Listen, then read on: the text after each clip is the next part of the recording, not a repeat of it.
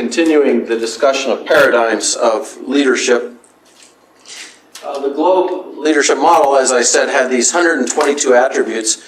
It was really hard.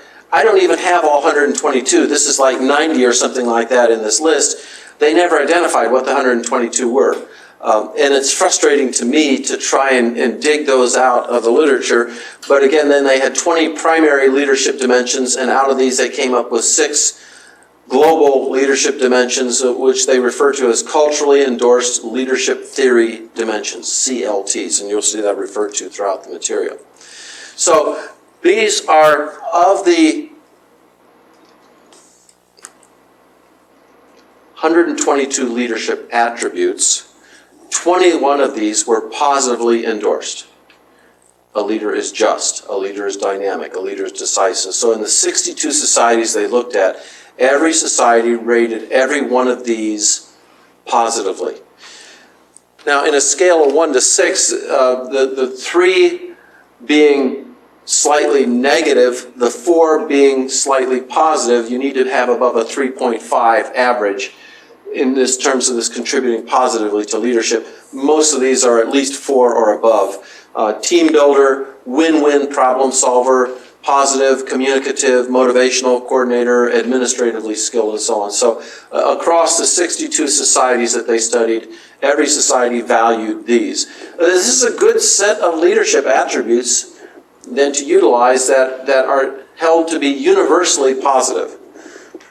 Perhaps how to define what trustworthy is, how to define what decisive is. Decisive in a large power distance setting will be decidedly different than decisive in a small power distance setting.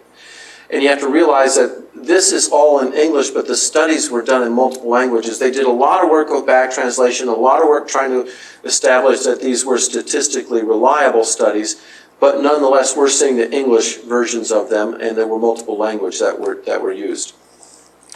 At the same time, there were 8 universally negative leadership attributes. Someone who's asocial. Well, that's not surprising that that's negative. A loner, ruthless, irritable, non-cooperative, egocentric, dictatorial, non-explicit.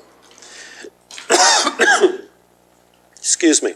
There were 34, however, things that were culturally variable of the leadership. So let me give you a couple of examples of this. And you can see the listing here.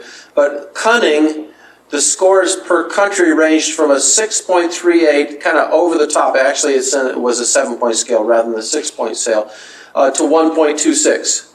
So some countries, this is no way we want this type of leader. Some countries, this is exactly what we want in a leader. Sensitive, which really surprised me.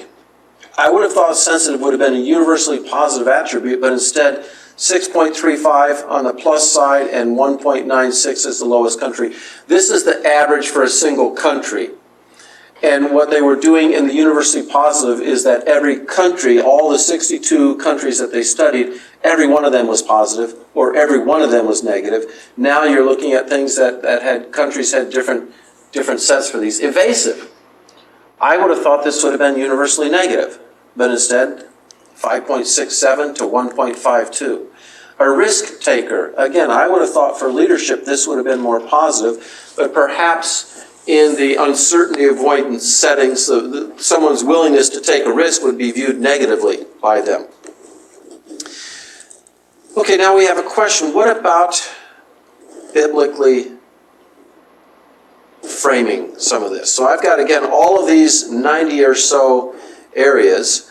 And what I've tried to do here is say, okay, the universally positive on the left, the culturally dependent in the middle, and the universally negative on the right. How do these rate with what things we see biblically? When you do a word study of biblically, you see a number of things you can bring in. One spouse, servant, patient, kind. So the fruit of the Spirit are listed here. What I've tried to do is incorporate in the shaded area biblical values so you can see that there are a number of biblical values of leadership that are not incorporated in this.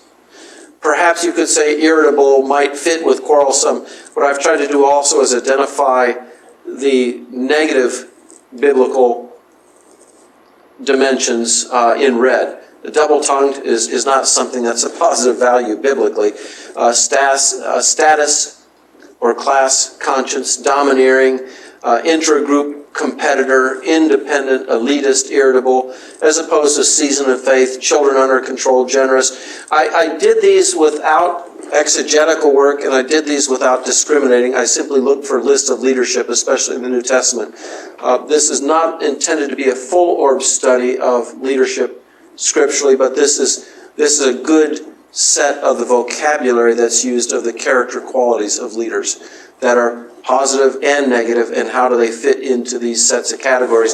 And my intention is not that loving is seen as universally positive. Loving was not one of the categories studied in the Globe study, so you can't say whether that's seen as universally positive. Certainly we would anticipate it would be, but it's not something that's been verified. I'm surprised that self-controlled didn't seem to make it into the list, and that patient didn't seem to make it into the list of the things that they studied as one of the attributes of a good leader. So when they looked at the 6 CLTs, cultural leadership, I forget what the T stands for off the top of my head right now. The charismatic, value-based leadership was seen as universally positive. Ireland had the highest rating of that, and France had the lowest rating of that. By the way, you will see France on a regular basis appearing at the bottom of what they value in leadership qualities. There's only one thing that France says they like in leaders. Everything else they were negative on. So I'm not even sure what to do with that. When they, at the last part, they talked about places where they threw out the studies. They threw out the data on the Czech Republic because clearly there was sample bias in the data, and you can tell that by some statistical tests. France, they argued over whether they should toss out or not, in large part because France was so negative on every type of leadership orientation that just about everyone else in the world was positive on. Okay, is this a legitimate set of values? Team-oriented leadership emphasizes affective team building and implementation of a common purpose or goal among team members. Greece was highest, but Greece didn't rate terribly high on institution-oriented collectivism. So you've got some things where it seems a bit strange in terms of how they value things. East Germany was the lowest on that. Participative leadership, the degree to which managers involve others in making and implementing decisions, you would anticipate low power distance cultures would likely be higher at that. Austria is number 1, Albania is down at the bottom. Humane-oriented leadership reflects supportive and considerate leadership, but also includes compassion and generosity. Greece, with its generous pensions, fits that pattern, and you can see how it's gotten them in trouble. Denmark would be the least humane. You know, when I think of Scandinavian countries, I think of them, they would fit this humane category, but clearly that's a stereotype I'm operating out of. Autonomous leadership, independent and individualistic leadership attributes. Guess which country is at the top? Among the European countries, Russia. At the bottom was Portugal. And then self-protective leadership, this was largely seen as negative, focuses on ensuring the safety and security of the individual and group through status enhancement and face saving. This, by the way, was not a leadership approach or dimension that was found in the literature. This is one that came out of this particular study, so they're postulating this and humane-oriented leadership as new models that are found globally. What do we do with these, and how do we handle these? Georgia was the highest on self-protective leadership. Finland was the lowest on self-protective leadership. Okay, so when I'm looking at this, I've got these 9 cultural orientations, from performance orientation to uncertainty avoidance, and 6 sets of leadership dimensions. How do the 9 impact the 6? Remember, we said it's the culture values that are independent variables, and then it's the leadership styles which are anticipated to be dependent variables in this. So performance orientation had a very strong correlation with charismatic leadership, participative leadership, and autonomous leadership.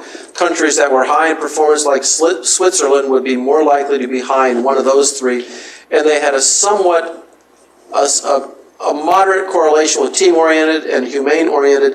It might be hard for you to tell. I'm not sure how easy it is for you to see on the screen, but that bar is a red bar showing as negative towards self-protective leadership. If you've got performance orientation, highly rated, you're less likely to have self-protective leadership being valued.